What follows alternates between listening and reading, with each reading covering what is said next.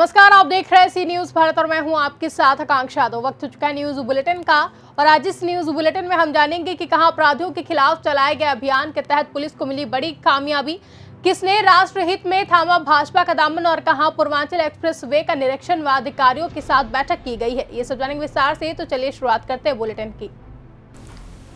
Ayodhya Kashiram colony Ramghat स्थित कोटेदार अभिकर्ता विनोद कुमार एवं एक उपभोक्ता के साथ राशन को लेकर हुई हाथापाई। सूचना पर रायगंज चौकी प्रभारी सहकर्मी के साथ मौके पर पहुंचकर मामले से अवगत कराया।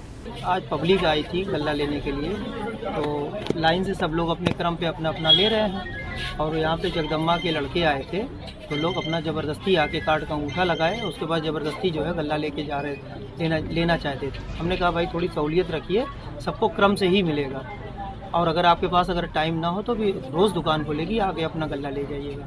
लेकिन वो ज़बरदस्ती मारपीट करने, डेस्क पलट दिए और गाली गलौज करने लगे, मारपीट करने लगे। क्या किसी को चोट भी लगी? नहीं, हम ही से मारपीट करें। अच्छा, आप इस मारपीट? क्या नाम आपका?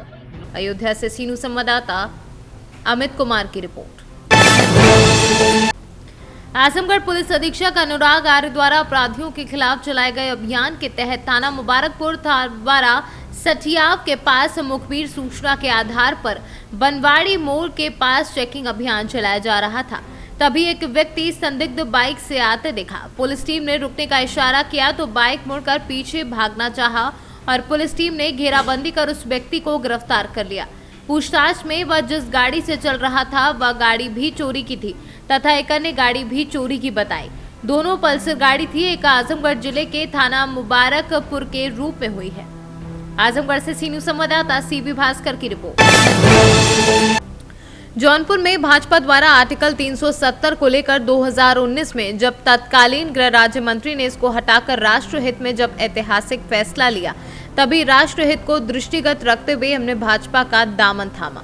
उक्त बातें गत शनिवार देर रात्रि प्रकाश सेवा सदन गोपालपुर के प्रांगण में वृक्षारोपण व अभिनंदन समारोह के दौरान उपस्थित जनसमूह को संबोधित करते हुए बतौर मुख्य अतिथि के रूप में महाराष्ट्र के भाजपा के उपाध्यक्ष कृपा शंकर सिंह ने कही। उन्होंने कहा कि हमने कांग्रेस से बेईमानी नहीं, राष्ट्रहित में बगावत की है और राष्ट्रहित में यदि 370 ना हटाया गया होता तो आज तालिबान कश्मीर की गोद में बैठा होता। और हम उसके बाद जब मिलना शुरू किए, ऐसा लगता है वैसा कि हम लोग बहुत सालों से नहीं गए। महाराज गोपालपुर में डॉक्टर आलोक सिंह उसमें आए थे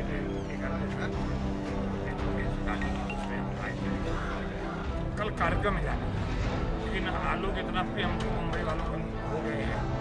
मुंबई शहर में हर 5वां आदमी जो है जौनपुर जनपद का है, जितने उत्तर भारतीय हैं। और ये इलाका तो पूरा मुझे नहीं लगता कोई गाँव बचा होगा जहाँ के लोग नहीं हैं। सर, आप महाराष्ट्र में बहुत चर्चित चेहरे में रहे हैं, मंत्री भी रहे हैं, आखिर उस पार्टी को आपने छोड़ दिया? सिर्फ एक मुद्दे पे, राष्ट्र पहले है, पार्टी बाद में है। मैंने जब 5 सितंबर 2019 में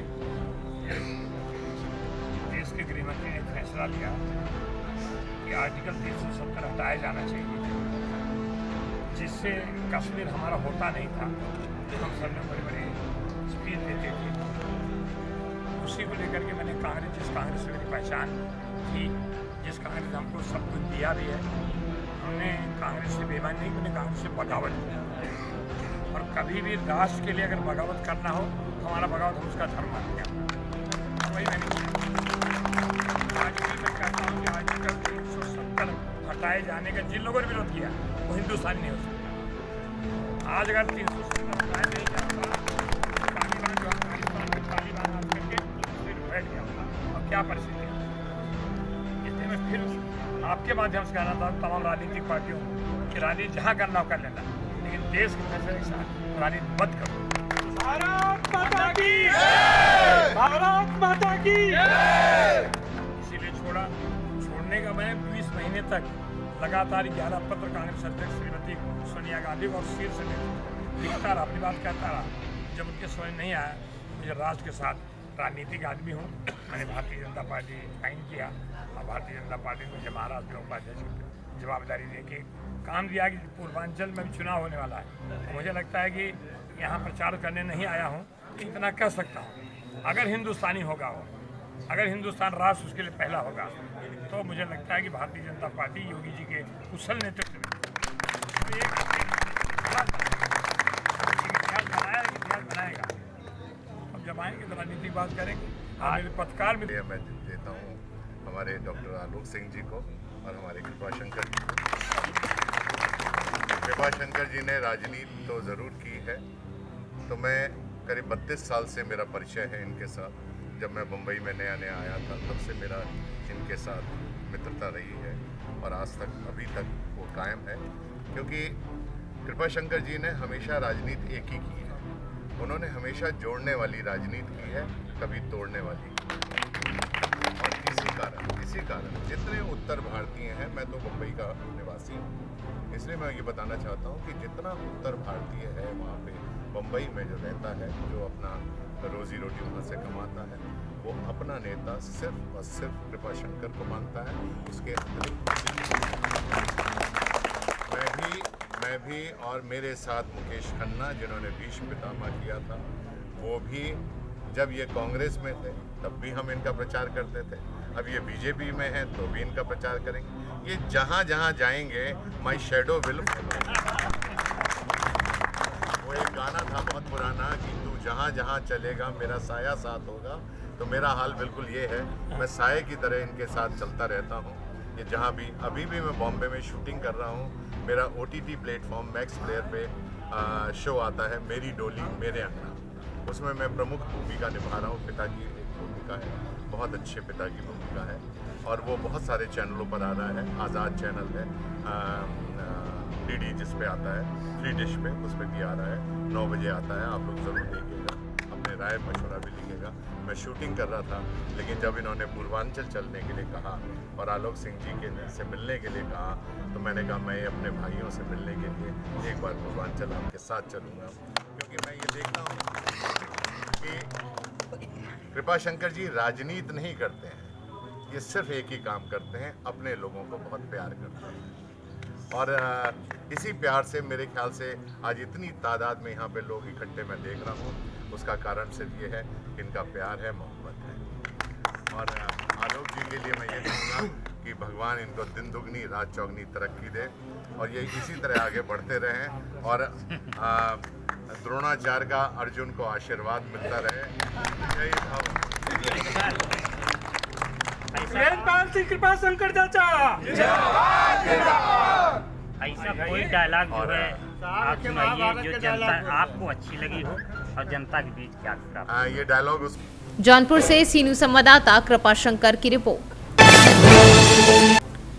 मोहम्मदाबाद गौना स्थानीय ब्लॉक क्षेत्र के यूपीडा द्वारा बनाई जा रही पूर्वांचल एक्सप्रेसवे का रविवार को निरीक्षण करने अपर मुख्य गृह सचिव अवनीश कुमार अवस्थी भुजई JR कंपनी के प्लांट पर हेलीकॉप्टर से उतरकर सीधे वह प्लांट पर बने मीटिंग हॉल में जाकर पूर्वांचल एक्सप्रेसवे के अधिकारी और जिले के अधिकारियों के साथ समीक्षा बैठक की। बैठक समाप्ति के बाद पत्रकारों से वार्ता करते हुए बताया कि पूर्वांचल एक्सप्रेसवे बनकर तैयार हो गया है। संभवतः इसका उद्घाटन 16 नवंबर को प्रधानमंत्री द्वारा किया जाना प्रस्तावित है।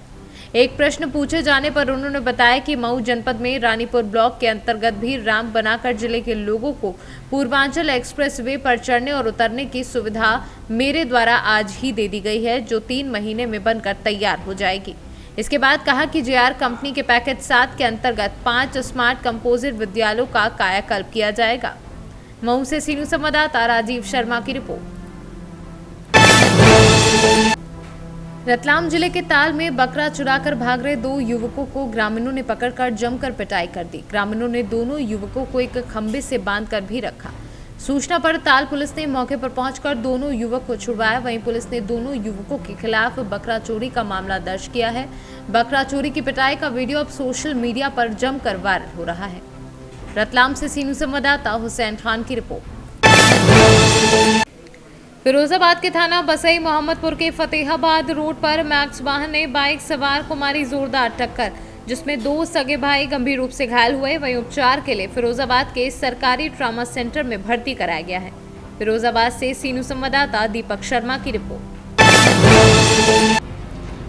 फिरोजाबाद जिले के शिकोहाबाद रेलवे स्टेशन से जीआरपी पुलिस ने 4 महिला आरोपियों को गिरफ्तार किया है, जिनके कब्जे से चोरी किया हुआ रुपए भी बरामद किया है।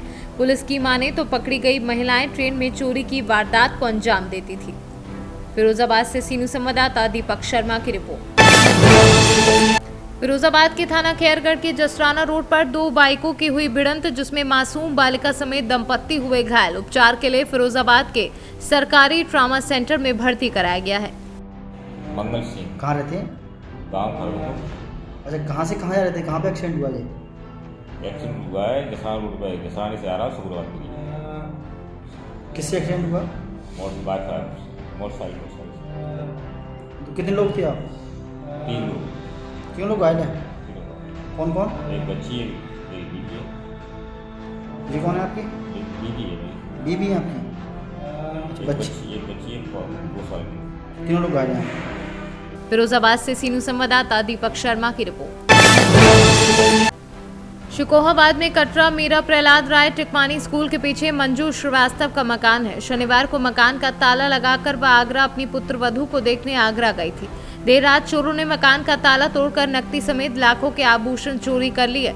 रविवार सुबह पड़ोसियों ने मकान का ताला टूटा देखा तो उन्होंने मकान स्वामी को घटना की जानकारी दी। सूचना पर मंजू श्रीवास्तव मौके पर पहुंच गई। जानकारी पर थाना पुलिस भी मौके पर पहुंच गई और घटनास्थल का निरीक्षण किया। मंजू श्रीवास्तव। ये यहाँ पर आपके यहाँ पर क्या हुआ है? यहाँ पर चोरी हो गई है मेरी। आप लोग कहाँ गए थे? लगभग कितने की चोरी है? हाँ, बता रही हैं। और हम वहाँ आगरा गए थे, लड़की की ऑपरेशन से हुई है बहू की, उसे छुट्टी कराने के लिए गए थे। रात में कोई नहीं था यहाँ पे, और यहाँ पे सोना चांदी सब ले गए। 2 कॉलर थे, 8 चूड़ी थी, 4 अंगूठी थी, पायजेब, तोलिया और टीका। कुल कितना नुकसान होगा आपका? नुकसान तो सभी हो गया। नगद 1.5 लाख रुपया था। आपने पुलिस में कंप्लेंट की क्या? हाँ किया था, आई थी पुलिस। क्या आश्वासन दिया उन्होंने? हमको तो कुछ नहीं दिया अभी। संदीप श्रीवास्तव। संदीप जी, क्या हुआ है? हमारे यहाँ पे चोरी हो गई कल नाइट में। हम लोग आगरा हॉस्पिटल में गए हुए थे, मेरी वाइफ की डिलीवरी हुई थी। जब हम वापस यहाँ से फ़ोन किया गया, सुबह हम जब आए तो पूरा सब सामान निकाल लेगा। 1.5 लाख रुपए कैश था, वो सारा निकाल लेगा। इसके अलावा और क्या गया है आपका? हमारी वाइफ का और मेरे बड़े भैया की वाइफ का दोनों का सामान निकाल ले गए, जिसमें 2 कॉलर, 8 चूड़ी और आपका क्या बोलते हैं 4 अंगूठी और 2 कंदौनी और आपकी। फिरोजाबाद से सीनू संवाददाता दीपक शर्मा की रिपोर्ट।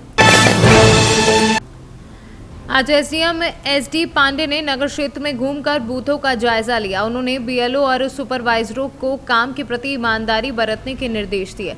चुनाव आयोग द्वारा विशेष संक्षिप्त पुनरीक्षण और मतदाता पंजीकरण कार्यक्रम चलाया जा रहा है। इस बीच विशेष बूथ दिवसों का आयोजन किया जा रहा है। रविवार को शिकोहाबाद विधानसभा क्षेत्र के प्रत्येक बूथों पर विशेष बूथ दिवस का आयोजन किया गया। संबंधित सभी बीएलओ अपनी बूथों पर सुबह 10 बजे से शाम 4 बजे तक बैठे। इन बीएलओ द्वारा 18 साल की उम्र पूरी कर चुके युवाओं के नाम मतदाता सूची में दर्ज किए गए नाम बढ़ाने, काटने और संशोधन के लिए फॉर्म 6, 7 और 8 भरवाए गए।